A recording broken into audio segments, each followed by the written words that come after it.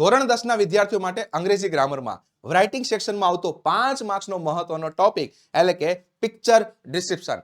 Picture ડિસ્ક્રિપ્શનમાં તમે 5 માંથી 5 માર્ક્સ આરામથી મેળવી શકો છો. અને આમાં પૂરા માર્ક્સ મેળવવા માટે શું કરવું જોઈએ? અગાઉની બોર્ડની પરીક્ષામાં પૂછાયેલા પિક્ચર ડિસ્ક્રિપ્શન ખાસ સોલ્વ કરી લેવા જોઈએ, જેથી તમને ખ્યાલ આવે કે એક્ઝામમાં કેવા લેવલના કેવા પ્રકારના પિક્ચર ડિસ્ક્રિપ્શન પૂછાય છે ને કઈ રીતે લખી શકાય. તો એવા જ હેતુથી માર્ચ 2024 ની એક્ઝામમાં બોર્ડની એક્ઝામમાં પૂછાયેલું જોઈશું પિક્ચર આજે મસ્ત મજાની મેથડ સાથે. તમને 100% ગમશે અને 100% ગમી જાય તો વિડીયોનું પ્રેઝન્ટેશન સાથે તમને કેવી સમજૂતી લાગી એ તમે કમેન્ટ સેક્શનમાં ખાસ જણાવજો અને મિત્રો સુધી શેર કરવાનું ભૂલતા નહીં. આ ટોપિકમાં પૂરા માર્ક્સ મેળવવા માટે તમારે સૌથી પહેલું કામ કરવાનું છે, તમારે થોડી ધીરજથી કામકાજ કરવાનું છે. તમને જે એક્ઝામમાં ચિત્ર આપેલું છે એને શાંતિથી ઓબ્ઝર્વ કરો. 2-3 મિનિટનો સમય કાઢો. આપેલું ચિત્રમાં શું માહિતી આપેલી છે, આપેલા ચિત્રમાં કઈ વસ્તુ સ્થિર પડેલી છે જેનું વર્ણન થઈ શકે એમ છે, આપેલા ચિત્રમાં કઈ ક્રિયા થઈ રહી છે કોઈ વ્યક્તિ દ્વારા, એ શાંતિથી ઓબ્ઝર્વ કરો. ત્યારબાદ કયું વાક્ય કયા સ્થાને લખશો, પ્રોપર વાક્યરચના સાથે કામકાજ કરો. ચેકચાક નહીં કરો, પ્રેઝન્ટેશન સારું રાખો. પેપર ચેકરને 5 માંથી 5 માર્ક્સ આપવા માટે મજબૂર થવું પડશે. તો ચાલો આપણે એક એક વાક્ય જોઈએ અને સમજતા જઈએ. સૌથી પહેલું કામ જે તમને 1 માર્ક્સ આપતો હોય છે એ કામ કરવાનું. કયું કામ? આપેલું ચિત્ર શેનું છે એ તમારે પહેલું વાક્ય લખવાનું. તો તમે શાંતિથી ઓબ્ઝર્વ કરશો તો અહીંયા તમને ફેમિલી લાઇબ્રેરી લખેલું તમને એક હેડિંગ આપેલું છે. તમે આને આધારે જ આરામથી પહેલું વાક્ય લખી શકો છો, જે કંઈક આપણે આ રીતે બનાવશું. This is a picture of a family library room. મિત્રો યાદ રાખજો, આ વાક્યનો તમને 1 માર્ક્સ મળતો હોય છે. આપેલું ચિત્ર શેના વિશે છે એ તમારે ખાસ શાંતિથી ઓબ્ઝર્વ કરીને લખી નાખવાનું, જે બહુ સિમ્પલ હોય છે. અહીંયા ઘણા તમે અલગ અલગ વાક્ય લખી શકો. For example, it is a picture of a family library room, અથવા તો here is a picture of a family library room. તમે જે કરો એ માર્ક્સ મળવાનો છે, પણ જનરલ જે બધા જ વિદ્યાર્થીઓ વાક્ય રચના ફોલો કરતા હોય છે એ કંઈક આ રીતે હોય છે, એટલા માટે મેં આ લખેલી છે. બીજું કામ તમારે શું કરવાનું? તમે વાત કરી દીધી કે ચિત્ર શેનું છે. હવે ચિત્ર તમે જુઓ કેવું દેખાય છે, મસ્ત દેખાય છે, જોરદાર દેખાય છે, સાઈઝમાં મોટું દેખાય છે રૂમ, તો એનો ઉલ્લેખ કરો. યસ, જો આ રીતે it is a big room. તો અહીંયા વિશેષણની મદદથી મેં કામકાજ કર્યું. તમે આવા નાના મોટા ગ્રામરના મુદ્દાની મદદથી એક એક વાક્ય લખી શકો છો. તમારું કામ આસાન થાય, આસાન રીતે સમજાય એટલા માટે હું મુદ્દા પાડીને સમજાવું છું. તમારે એક્ઝામમાં પેરેગ્રાફ સ્વરૂપે જ લખવાનું છે. કઈ રીતે લખી શકાય એ પણ તમને હું લાસ્ટમાં જણાવવાનો છું. મતલબ તમે એક પણ સેકન્ડ મિસ ના કરતા, 100% મજા આવશે. ચલો, તો ચિત્રની વાત થઈ ગઈ. હવે એક એક થીમ પકડો. તો પહેલા હું આ થીમ પકડું. જો જ્યાં મને 3 અભરાઈ દેખાય છે, યસ, જેને આપણે અભરાઈ કહીએ ગુજરાતીમાં, અને ઇંગ્લિશમાં કેવું હોય તો સેલ્ફ, અને એની ઉપર તમને ઢગલાબંધ બુક દેખાય છે. યસ, આ બુક છે જેનો તમારે ઉલ્લેખ હવે કરવાનો થશે. તો એક એક આપણે આ રીતે કરીશું. There are 3 shelves in the room. જોઈ લો, shelves લખેલું છે બહુવચનમાં. એક વચનમાં એફ આવે, પણ બહુવચનમાં એફ પાછળ હોવાથી VES આવું પણ ધ્યાન રાખવાનું છે.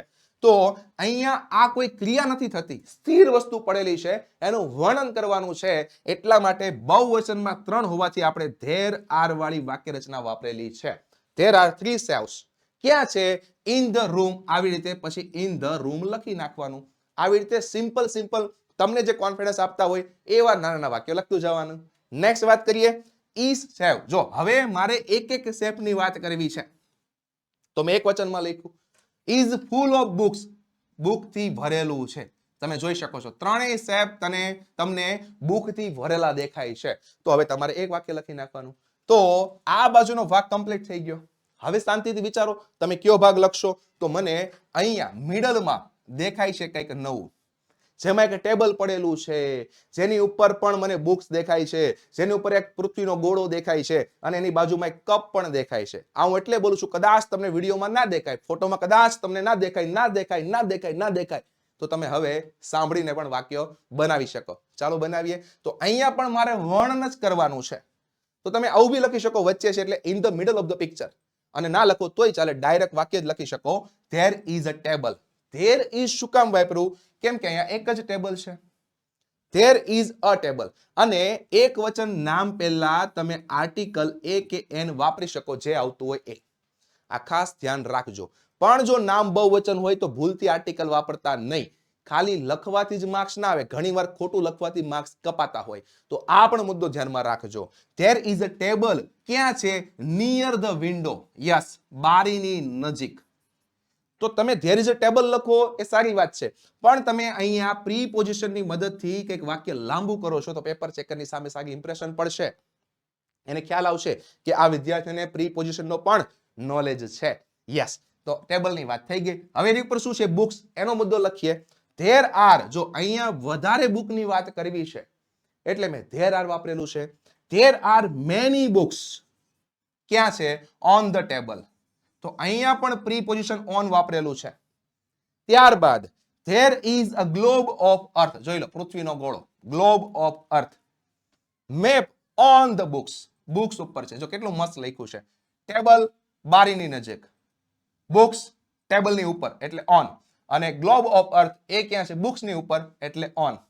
અલગ અલગ પ્રીપોઝિશનની મદદથી કામકાજ પણ કરવાનું. હવે અહીંયા જે કપ દેખાય એની વાત કરી લઈએ. તો there is a coffee mug too. ત્યાં કોફીનો મગ પણ છે. તમે કદાચ કોફી ના લખો ને તો ચાલે, એવું કઈ ક્લિયર કટ અહીં લખ્યું નથી કોફી છે કે ચા છે. તમે ખાલી મગ લખી શકો. તો પહેલા આ ભાગનું મેં વર્ણન કરી દીધું, હવે આ ભાગનું વર્ણન કરી દીધું. હવે શાંતિથી હું જોઈશ તો મને અહીંયા 3 નાના નાના ટાબરિયા દેખાય છે તમારા જેવા. એક છોકરો છે ને 2 છોકરી છે. બુક વાંચી રહ્યા છે. એમાં એક પગ વાળીને બેઠો છે, આપણે ગુજરાતી ભાષામાં પલાઠી વાળીને બેઠો છે. એક અહીંયા સૂતી સૂતી વાંચે છે અને એક અહીંયા ઘૂંટણિયા વાળીને વાંચે છે. તો આ ત્રણેયનો ઉલ્લેખ કરીએ. હવે આનું સ્થિર વર્ણન નથી, આ ક્રિયા કરે છે, અને ક્રિયા કરતા હોય એવા કેસમાં તમારી પાસે ઓપ્શન છે ચાલુ વર્તમાન કાળની વાક્ય રચના. તો ચાલો હવે આ 3 વ્યક્તિનો ઉલ્લેખ કરીને વાક્ય બનાવીએ. પહેલું વાક્ય, 3 ચિલ્ડ્રન. 3 બાળકો છે તો એનો ઉલ્લેખ કરી દીધો. 3 children are reading. જોઈ લો, ચાલુ વર્તમાન કાળ. બુક્સ. 3 બાળકો બુક વાંચી રહ્યા છે. હવે એક એકનો ઉલ્લેખ કરી દેવાનો, જેમાં સૌથી પહેલા એક છોકરી લઈ લીધી આપણે. One girl is lying. પડેલી છે ઊંધી. યસ, જોઈ લો જમીન પર. હા, આરોટે છે. On the floor and enjoying her book. અને એની બુક એન્જોય કરે છે. એક છોકરીની વાત થઈ ગઈ. બીજા 2 વાક્ય ઉપાડીએ, એમાં આ બંનેનો ઉલ્લેખ કરીએ. A boy, એક છોકરો, is sitting. ચાલુ વર્તમાન કાળ. ક્રોસ લેગ, જે પળાઠી વાગી આપણે, cross leg. Yes. With a book, book સાથે ક્રોસ લેગ કરીને બેઠો છે. યસ. ઇન હિઝ હેન્ડ, એના હાથમાં. જોઈ લો, તો અહીંયા with a book, in his hands, આ અલગ અલગ પ્રીપોઝિશન છે જેની મદદથી તમે તમારું વાક્ય લાંબુ અને અસરકારક કરી શકો છો. અને કરજો, સારા લેવલનું બનાવજો. નેક્સ્ટ, અનોધર ગર્લ, બીજી છોકરી. યસ. ઇઝ સિટિંગ, બેઠી છે. On her knees. જો અહીંયા ઓન પ્રીપોઝિશન વાપરેલું છે, એના ઘૂંટણીએ બેઠી છે. એન્ડ રીડિંગ અ બુક, અને બુક વાંચી રહી છે. તો ચાલુ વર્તમાન કાળની મદદથી ક્રિયા દર્શાવીશું અને ધેર ઇઝ અને ધેર આર ની મદદથી વર્ણન કરીશું. આ કન્સેપ્ટ ક્લિયર થઈ ગયો હશે. આ ભાગ આવી ગયો, આ ભાગ આવી ગયો, અને આ ત્રણેયની વાતે આવી ગઈ. હવે શું દેખાય છે? મને અહીંયા એક વોલ ક્લોક દેખાય છે, અહીંયા એક બારી દેખાય છે, પડદા દેખાય છે. તમે એનો ઉલ્લેખ પણ કરી શકો. યસ, તો ચાલો કરી જ નાખીએ. પેપરમાં તમારે બહુ ઓછા શબ્દોમાં કામકાજ કરવાનું હોય છે, 80 શબ્દોની આસપાસ. યસ, પણ તમે વધારે ફાવતું હોય તો વધારે લખી શકો છો, પણ 1 પેજ ને 1.5 પેજ ને એવું આમાં કામકાજ નહીં કરતા. બહુ નોર્મલ કામકાજ કરવાનું હોય છે. Yes. There is a clock on the wall. જો ફરીથી અહીંયા ઘડિયાળ છે જે સ્થિર છે, તો ધેર ઇઝ અ ક્લોક લખ્યું. ક્યાં છે? દિવાલ ઉપર, એટલે ઓન પ્રીપોઝિશનની મદદથી વાક્ય થોડું સાઈઝમાં મોટું કર્યું. ત્યારબાદ the window has big curtain. બારીને મોટા પડદાઓ છે. તો હેઝ ની મદદથી આપણે વાક્ય રચના દર્શાવી. યસ. અને ત્યાર પછી વાત કરીએ, it is a bright and Sunny day. છેલ્લું કન્ક્લુઝન કેવું હોય આપણે, કે કેવું છે, કેવું દિવસ દેખાય છે? સૂર્ય દાદા દેખાય, સૂરજ દાદા. તો એના ઉપરથી લખી નાખ્યું કે આ એક તેજસ્વી અને સૂર્યપ્રકાશ વાળું સની ડે નું એક ચિત્ર આપેલું છે. તો તમે આટલા મસ્ત મજાના વાક્યો સોલિડ રીતે શાંતિથી ગ્રામરના મુદ્દા ધ્યાનમાં રાખીને કામકાજ કરો. પેપર ચેકરને પિક્ચર ડિસ્ક્રિપ્શનમાં પણ 5 માંથી 5 માર્ક્સ આપવા માટે મજબૂર થવું પડે. પ્રેઝન્ટેશન સારું લાગ્યું હોય, સમજાવટ સારી લાગી તો વિડીયોને લાઈક કરીને મિત્રો સુધી 100% શેર કરજો. બીજી એક મહત્વની વાત, આપણા અલગ અલગ વોટ્સએપ ગ્રુપ ચાલે છે, તમે ખાસ ગ્રુપમાં જોડાઈ જજો. તમને રેગ્યુલર અપડેટ મળતા રહેશે. બીજી મહત્વની વાત, આ મુદ્દો તમારા રાઇટિંગ સેક્શનમાં આવે છે. તમને રાઇટિંગ સેક્શનનું ટેન્શન હોય, નિબંધ, ઈમેલ, પિક્ચર, ગમે ટેન્શન હોય તો બિંદાસ થઈ જજો. કારણ ધોરણ 10 માટેનું રાઇટિંગ સેક્શન માટેનું પ્લેલિસ્ટ ઓલરેડી આપણી ચેનલ પર છે. ખાસ તમે વિઝિટ કરીને એક એક વિડીયો જોજો. 100% મજા આવશે. એટલી મસ્ત મજાની ક્વોલિટી વાળા છે. યસ. તો હવે તમારા પેજમાં કેવી રીતે લખાય એ જોઈ લો. આવી રીતે શાંતિથી મસ્ત મજાનું લખાણ કરતું જવાનું. ગ્રામરની ભૂલ નહીં કરવાની, ચેકચાક નહીં રાખવાની, સ્પેલિંગની ભૂલ નહીં કરવાની અને તમે પ્રોપર કામકાજ કરશો એટલે પેપર ચેકરને માર્ક્સ આપવા માટે મજબૂર થવું પડશે. મેં સમજાવટ તમને મુદ્દા સ્વરૂપે આપી પણ તમારે એક્ઝામમાં પેરેગ્રાફ સ્વરૂપે કામકાજ કરવાનું છે. તો આશા રાખું છું આ નાના વિડીયોની મદદથી તમારું 100% કામ આસાન થયું હશે. તો વિડીયો કેવો લાગ્યો ખાસ કમેન્ટ સેક્શનમાં જણાવજો. આવી રીતે નવા નવા ટોપિક ડિસ્કસ કરતા રહીશું અને તમારો કોન્ફિડન્સ વધારતા રહીશું. થેન્ક